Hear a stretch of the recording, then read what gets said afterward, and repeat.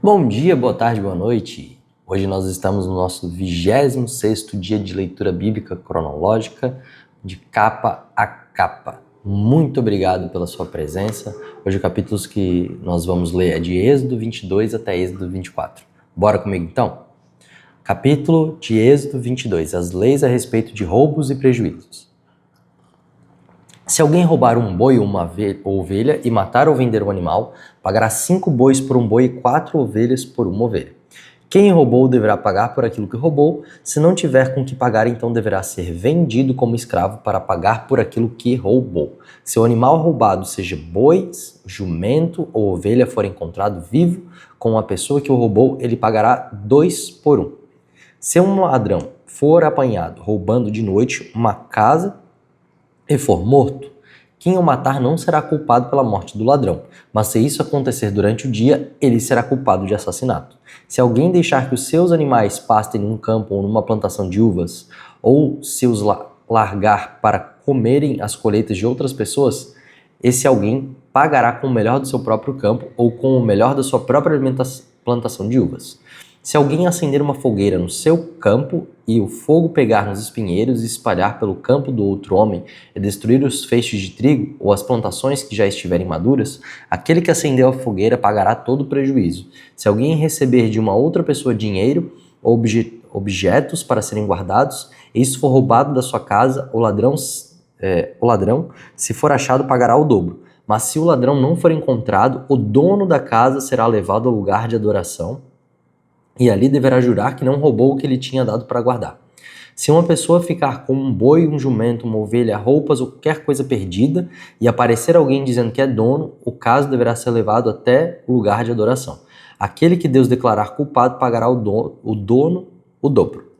Se alguém entregar um animal para o seu vizinho tomar conta, seja jumento, boi, ovelha ou outro animal qualquer, e o animal morrer ou ficar aleijado, ou se for roubado sem que ninguém veja o roubo, o homem que tomou conta deverá jurar em nome de Deus, o Senhor, que não roubou o animal. Se o animal não tiver sido roubado, o dono aceitará o juramento e o outro não precisará pagar nada. Porém, se de fato o animal tiver sido roubado, então o outro terá de pagar ao dono do animal, ao dono pelo animal.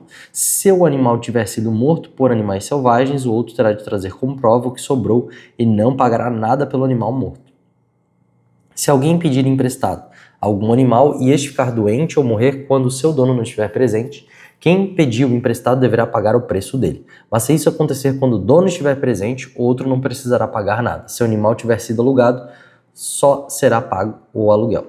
Se um homem seduzir uma virgem que não estava com o casamento contratado, ele pagará o dote da moça e casará com ela.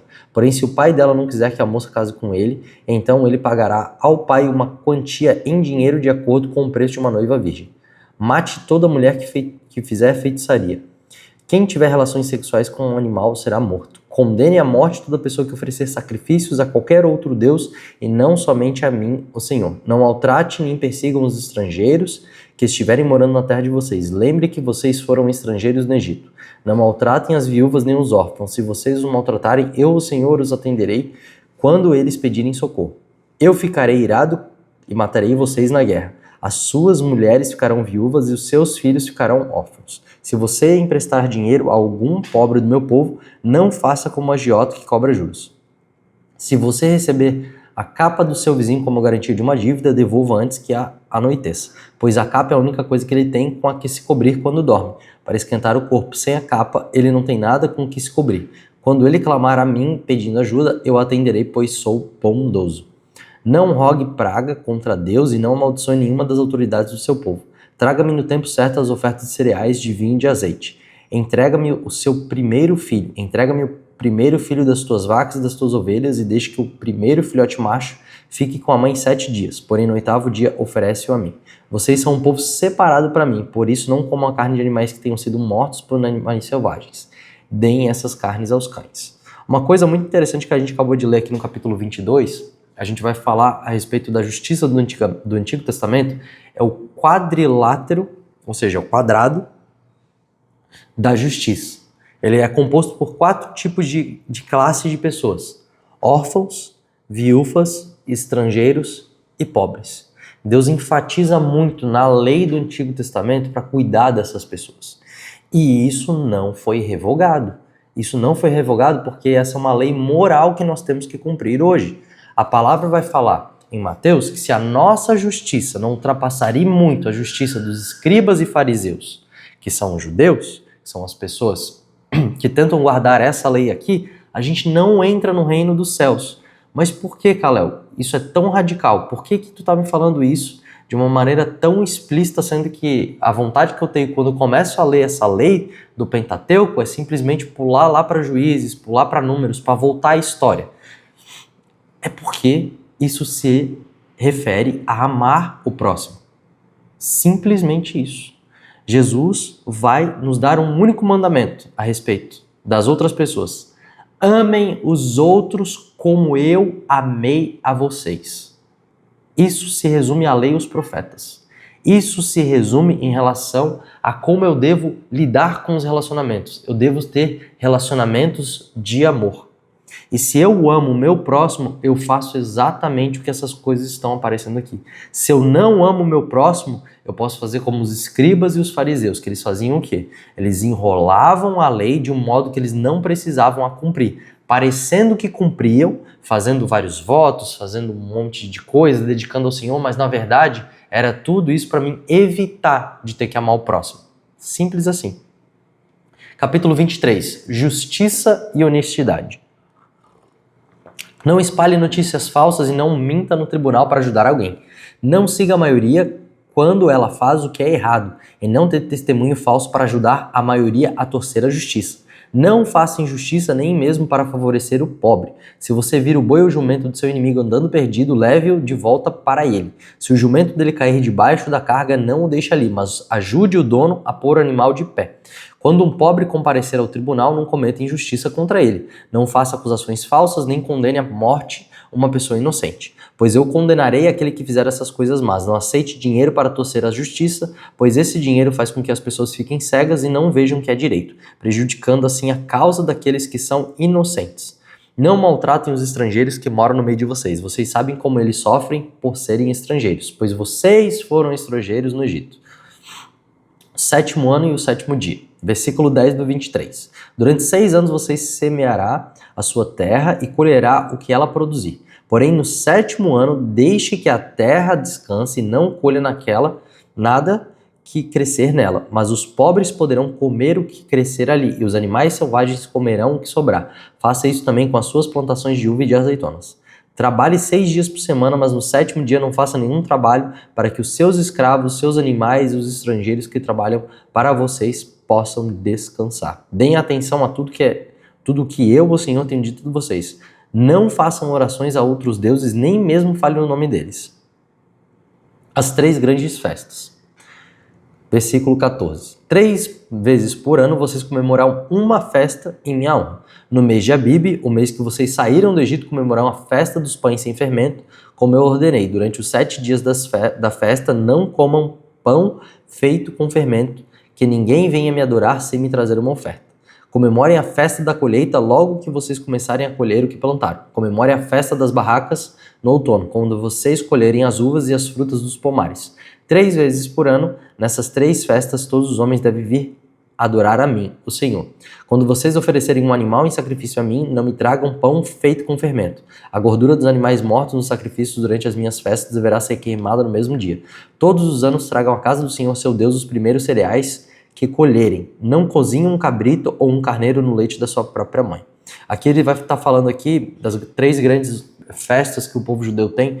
Em outros nomes a gente pode ver que seria a festa dos pães sem fermentos, a festa das colheitas ou do Pentecostes, e a gente também vai ver aqui a festa das barracas ou dos tabernáculos. São 3 festas e essas 3 grandes festas têm um grande apontamento simbólico em relação às coisas que a gente pode ver com a igreja, aquilo que está sendo feito com a igreja também. Isso é muito legal porque todas as vezes que a gente olha para as festas, a gente tem que entender que o nosso Deus é um Deus festivo. Ele é um Deus de comemoração. Ele não é um Deus carrancudo. Para você ter uma noção, o sábado praticamente pode ser considerado uma festa, porque é um momento de descanso onde nós vamos celebrar a presença de Deus. Essa foi uma das primeiras instituições, e é a instituição que mais se tem visado até hoje pelo povo judeu. Por quê? Porque Deus quer descansar com o seu povo, que Deus quer estar com o seu povo. E que melhor momento para poder celebrar isso do que numa festa? Fica essa dica para nós então. Deus é um Deus festivo. Versículo 20, promessas e avisos. Eu enviarei um anjo adiante de vocês para protegê-los na viagem e para levá-los ao lugar que lhes prometi. Deem atenção e obedeçam ao anjo. Não se revoltem contra ele, pois ele age em meu nome e não perdoará a revolta. Se vocês lhe obedecerem e fizerem tudo o que ele mandar, eu lutarei contra todos os inimigos de vocês. O meu anjo irá adiante de vocês e os levará até a terra dos amorreus, dos heteus, dos perizeus, dos cananeus, dos heveus e dos jebuseus.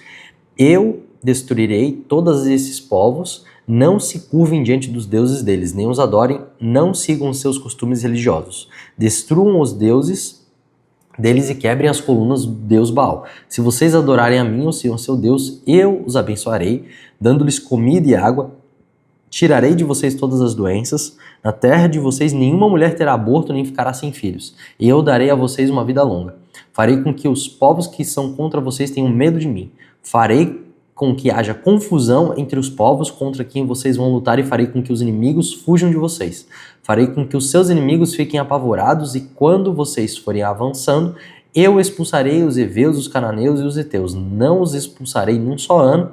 Se eu fizesse isso, a terra ficaria deserta e os animais selvagens se tornariam numerosos demais, prejudicando vocês. Pelo contrário, expulsarei esses povos pouco a pouco até que vocês se tornem mais numerosos e tomem posse da terra.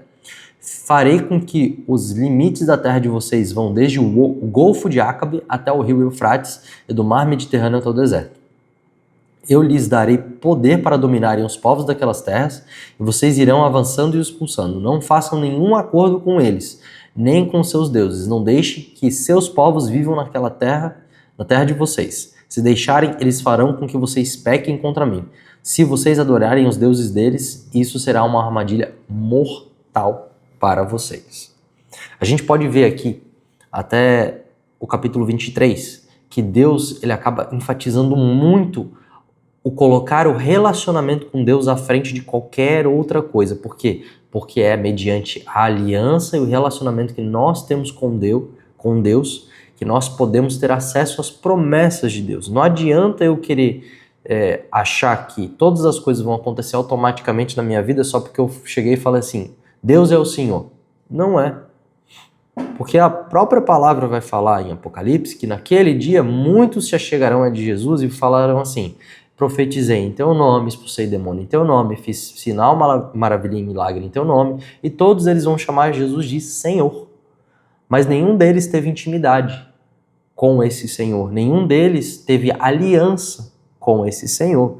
Todos eles viveram de uma forma repugnante para esse Senhor. Todos esses se prostituíram com outros que não eram seu Senhor. Por isso que a aliança de Deus para nós deve ser algo primordialmente e muito levado a sério.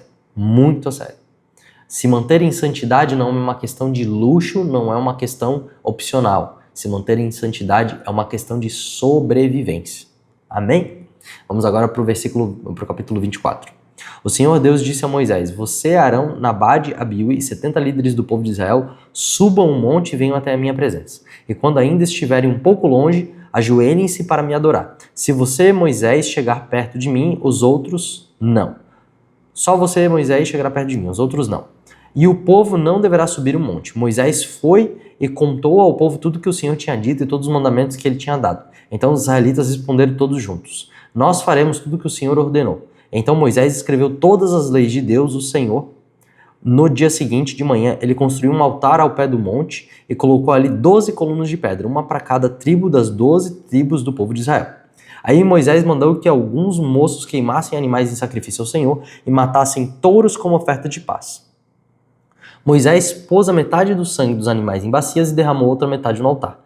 Depois pegou o livro da aliança, onde estavam escritos os mandamentos do Senhor, e o leu em voz alta para o povo. Eles disseram, nós obedecemos a Deus, o Senhor, e faremos tudo o que ele mandar. Então Moisés pegou o sangue das bacias, borrifou o povo com ele e disse, este é o sangue que sela a aliança que o Senhor fez com vocês quando deu todos esses mandamentos. Moisés, Arão, Nadab, Abiú e 70 líderes do povo de Israel subiram ao monte e viram o Deus de Israel. Debaixo dos pés dele havia alguma coisa parecida com um piso feito de safiras, azul como o céu. Deus não matou esses líderes de Israel. Eles viram a Deus e depois comeram e beberam juntos. Moisés no monte de Sinai. O Senhor Deus disse a Moisés: suba o monte onde eu estou e fique aqui, pois eu vou lhe dar as placas da pedra, que tem as leis e os mandamentos que escrevi, a fim de que você os ensine ao povo. Moisés e Josué, o seu auxiliar, se aprontaram e Moisés começou a subir o monte sagrado. Então Moisés disse aos líderes: esperai aqui até nós voltarmos. Arão, Hur ficarão com vocês. Quem tiver alguma questão para resolver deverá falar com eles. Então Moisés subiu ao monte Sinai e uma nuvem cobriu o monte, e a glória do Senhor desceu sobre o monte. E para os israelitas a luz parecia um fogo que queimava lá do céu. A nuvem cobriu o monte durante 6 dias, e no 7º dia o Senhor, lá da nuvem, chamou Moisés. Moisés entrou no meio da nuvem e ficou ali no monte 40 dias e 40 noites. Essa foi a nossa leitura de hoje. Muito obrigado por ter ficado até aqui e eu te espero amanhã. Uma boa semana. Que Deus te abençoe.